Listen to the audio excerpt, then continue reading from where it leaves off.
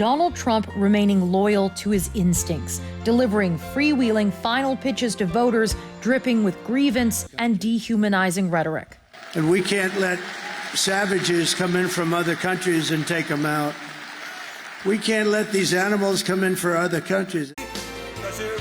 Hitting 3 different swing states on this final day. But it's ours to lose. Does that make sense to you? It's ours to lose. He embraced and celebrated the erratic nature of his rallies. By the way, the press will say, oh, he rambled. No, that's not rambling. You know what that is? That was genius. While his running mate leaned into personal insults. In 2 days, we are going to take out the trash in Washington, D.C., and the trash's name is Kamala Harris. Kamala Harris using her last hours on the campaign trail to focus on Pennsylvania, projecting a newfound confidence. And I'm telling you guys, we're good. We're good. We're good. We really are. There is a sense here not of cautious optimism. Instead, Democrats and pundits call it nauseous optimism, a nod to the tight nature of this race.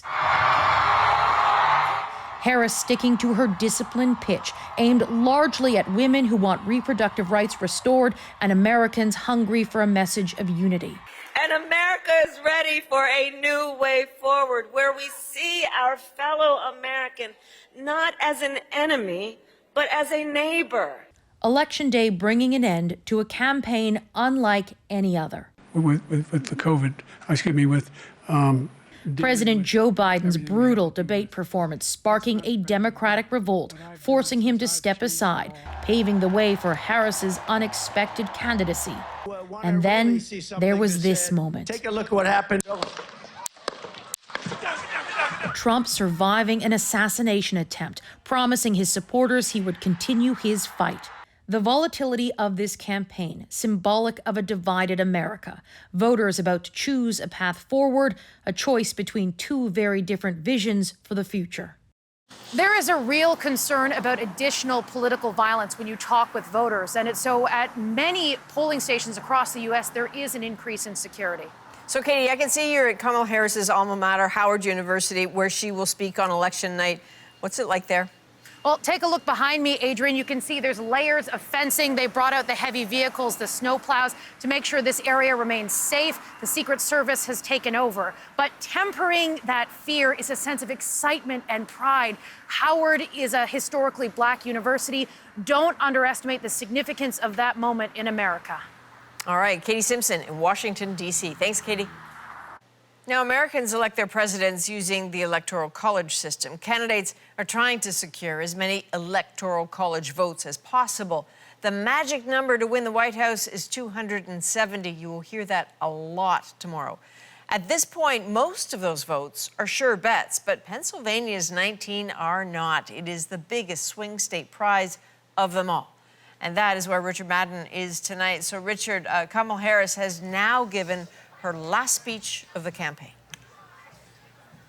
Yeah, she closed her campaign here in Philadelphia, acknowledging to the thousands of supporters who attended here that this could be the closest election in American history and that what voters in Pennsylvania's vote on could determine who wins the keys to the White House. Now, this has been an event that's been full of symbolism. Behind me here is a Philadelphia Museum of Art. It's really known in pop culture as those famous steps Rocky, the boxer, would run up to when you played that theme music. Rocky, of course, was this underdog who became a champion, and Harris used that metaphor to rally her supporters tonight. Take a listen.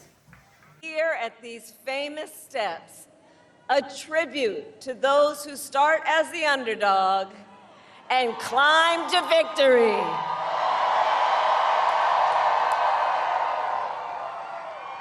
So, America, it comes down to this. One more day, just one more day in the most consequential election of our lifetime, and the momentum is on our side.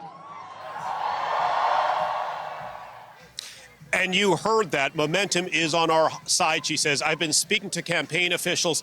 They are expressing cautious optimism, but anxiety. They are saying that their internal data shows that independents are drifting their way. They're encouraged by turnout by women, but they're also anxious. There's anxiety because this is just data. A lot of this will depend on turnout tomorrow, voting day. And this is where, of course, they're all anxiously holding their breath.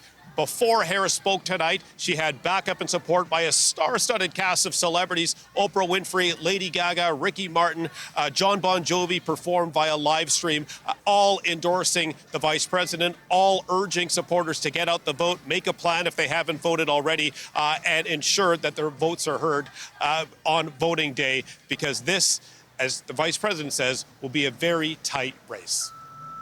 And Richard, as she built up the energy, the optimism you spoke of, she also obviously took aim at her opponent.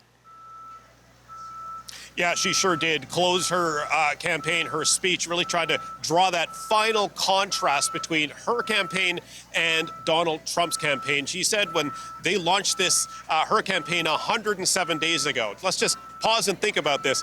107 days ago, she had to put together a campaign, put together a team, choose a running mate, and then, of course, get her message across to voters. She said that she tried to create a message of change versus a message of going in the past. She took aim at Donald Trump in her closing speech. Take a listen. And we have an opportunity in this election to finally turn the page on a decade of politics that has been driven by fear and division. We are done with that. We're done. We're exhausted with it. So tomorrow, of course, voting day. In just a few hours, the polls will open. Vice President Harris once again urging supporters to get out that vote. Once again saying what happens in Pennsylvania will likely determine the outcome of this historic election. All right, Richard Madden in Pennsylvania. Thank you. In Michigan, another key battleground state, Harris and Trump have campaigned hard on the ground. They're both in pursuit of the 15 electoral votes up for grabs. Republicans and Democrats traded wins there in 2016 and 2020, respectively. Susan Ormiston is in Michigan tonight, where Trump is finishing his campaign with a final rally in Grand Rapids. Indeed, and it was election day already here in Michigan by the time Donald Trump took the stage in Grand Rapids to a sellout crowd of over 10,000 people at this arena behind me.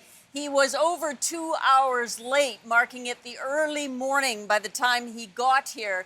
That was disappointing for some. He also said a lot about winning the state. Michigan is a very key battleground for he and Kamala Harris. Biden won it in 2016. Rather, Trump won it in 2016, and Biden built it back in 2020. He's looking to break open that so-called blue wall here again.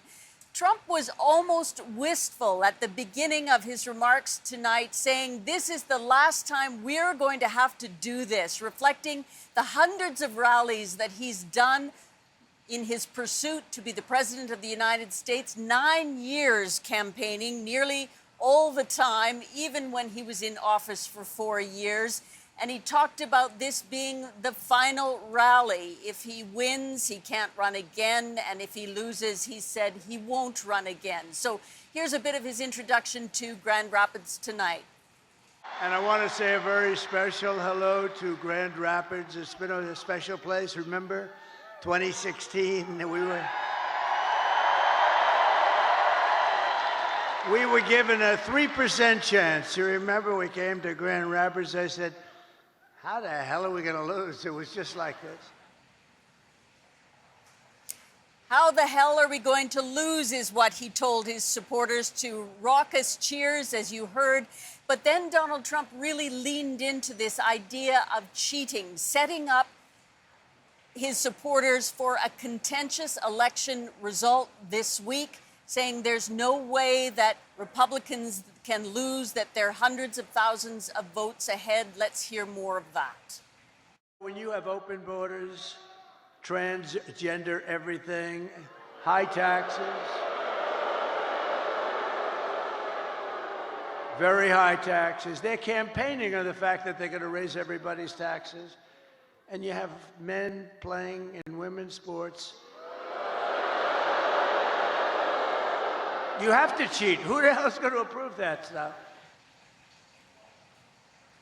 The Republican campaign theme has been too big to rig, telling his supporters they have to get out the vote tomorrow, that the Republicans believe they are ahead, but they have to act like they're not. We will soon find out after the vote tonight. Polls open here at 7 in the morning.